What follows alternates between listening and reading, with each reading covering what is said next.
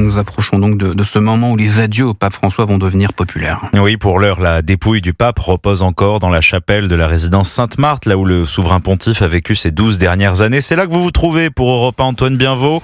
Son cercueil doit être transféré dans moins d'une heure en grande pompe. Antoine, l'heure est au dernier préparatif de la procession. Oui Thomas, une procession qui va se dérouler quasi exclusivement à l'abri des regards dans quelques minutes au sein du Vatican. Concrètement, une première prière sera prononcée dans la chapelle de la résidence Sainte-Marthe où repose actuellement le corps du pape François. Puis le cercueil du Saint-Père entamera dans la foulée sa procession sur quelques centaines de mètres, entouré entre autres du Camerlin Kevin Joseph Farrell. C'est lui qui, une fois le corps du pape déposé dans la basilique Saint-Pierre, présidera la liturgie.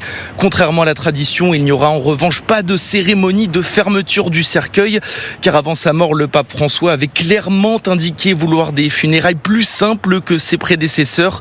C'est ce qu'explique Cyprien Viette, spécialiste du Vatican. Le pape a beaucoup insisté sur sa volonté que ce ne soit pas l'enterrement d'un monarque, mais l'enterrement d'un simple chrétien. C'est vraiment ce qu'il a répété plusieurs fois. Il veut pas être enterré comme un roi, mais comme un simple chrétien qui a manifesté sa foi en Jésus jusqu'à la fin.